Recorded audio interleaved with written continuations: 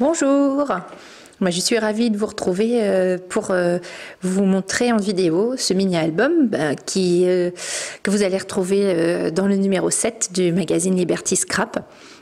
Donc bienvenue à toutes les lectrices qui prendront le temps de visionner cette vidéo. Donc cet album est en fait partie du kit à créer Punch Needle de Casey Art que j'ai reçu de la part de Casey Art pour sponsoriser le magazine. Donc du coup le Punch Needle c'est une technique de broderie qui fait que vous avez en relief votre motif brodé. Donc j'ai utilisé la toile fournie dans le kit avec le petit tambour à broder pour broder et les petits instruments que vous allez voir juste après dans la vidéo. Je vous ai mis les grandes étapes en détail. Et je m'en suis servi donc comme base pour un mini-album. Donc j'ai fait une couverture qui est composée de la toile, d'un morceau de watine et de tissu. Pour la première de couverture et pour la dernière de couverture, j'ai pris un morceau de simili-cuir et la même chose, je l'ai assemblé avec un morceau de tissu et un morceau de watine. J'ai pour relier l'album utilisé des anneaux et des petits œillets dans mon tissu. Alors ce sont des œillets spécifiques pour le tissu que je trouve en magasin de tissu mercerie. Et donc vous voyez, vous avez un habillage de l'œillet. Hop, si le zoom veut bien se faire. Non, il veut pas. Oh, le vilain.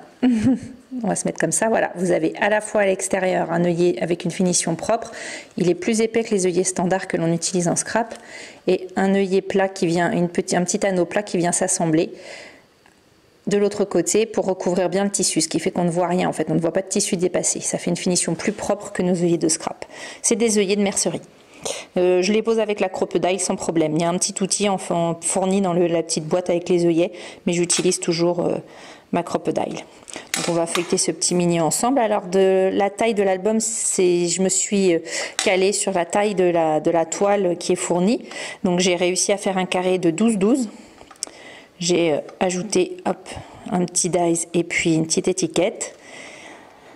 Et voilà, on va retrouver les pages de l'album. Alors le kit de papier que j'ai reçu vient de chez Scrap Didi. C'est la collection douceur bohémienne. On peut retrouver des tampons et des dies de chez Casey Art et Florilège. Et donc on va feuilleter ça ensemble. Donc c'est composé voilà, de photos pleine page que j'ai fait directement développer au format carré et au petit format, aux autres petits formats que l'on va voir chez Lala Lab. Donc voilà, une petite pochette que j'ai fermée avec de la couture dans laquelle j'ai inséré des paillettes. Alors, des petites pages avec des rabats calques. Voilà. Des petites photos pleine page qu'on va retrouver tout au long de l'album. Des petites enveloppes dont on va voir aussi la réalisation. J'ai fait grâce à une punchboard. Alors j'ai mis également des petites pages à rabat pour dynamiser l'album.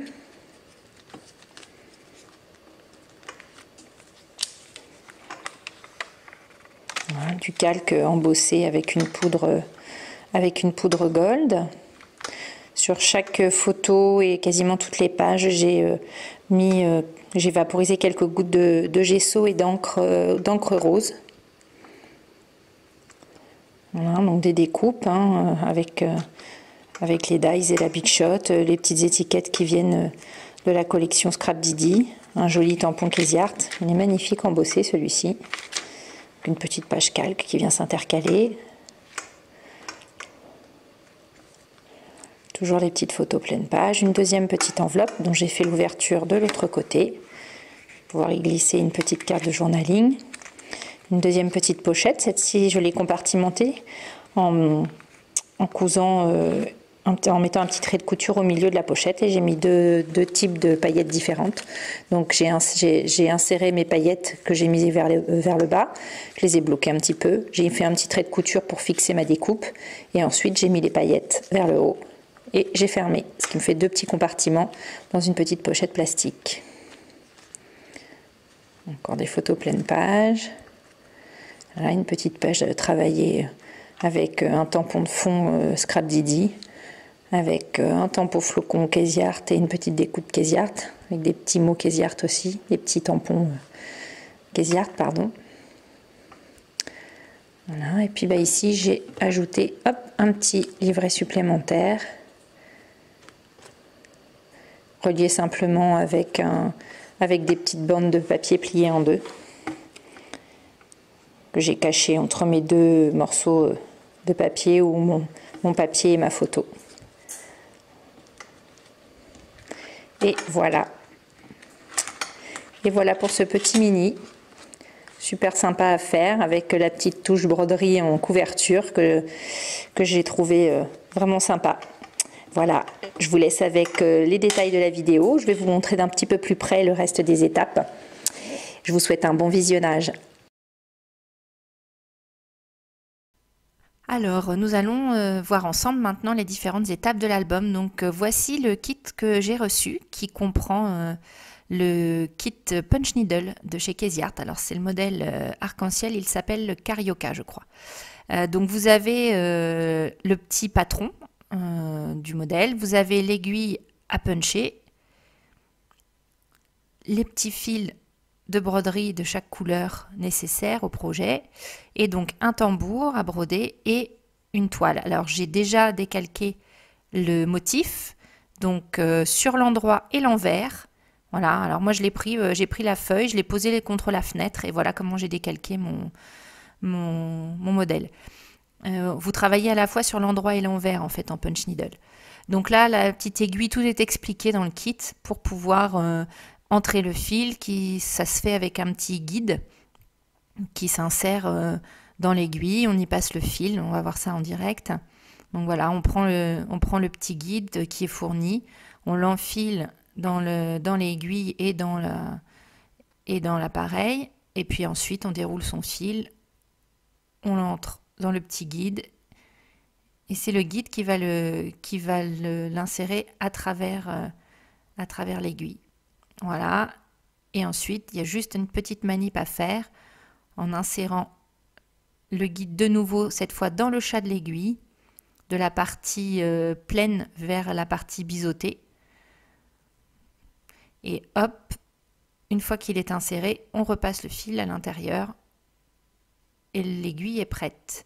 Alors on peut régler sur la petite molette que l'on voit en haut, là où on voit la petite boule, il y a des numéros, on peut régler la tension de son fil.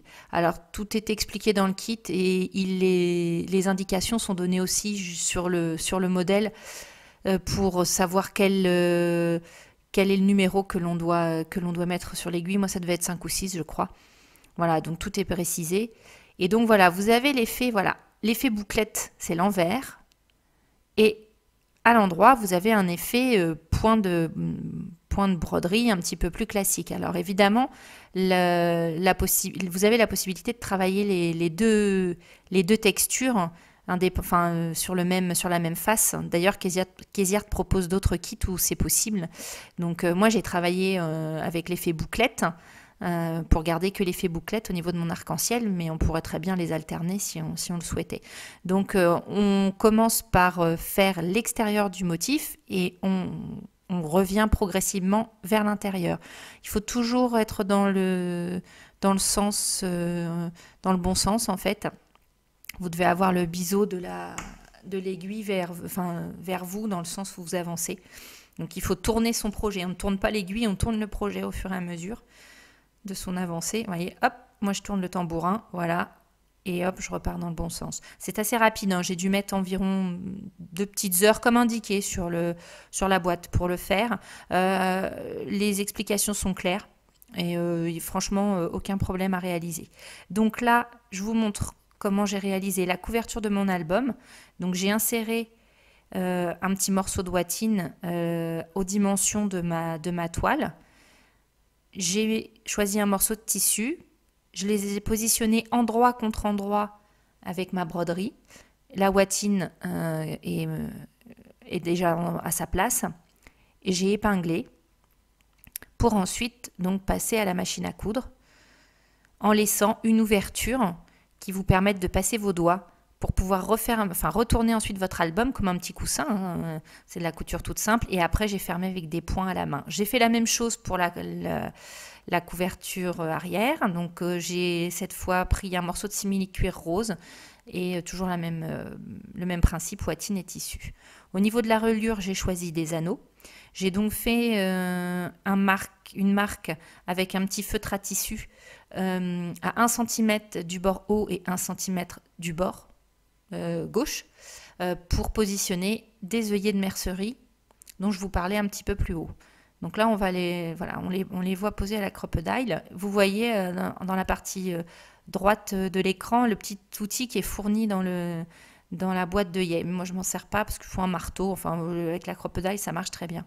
Donc vous voyez, hop, on insère l'œillet, on recouvre avec le petit anneau plat et hop, on assemble les deux.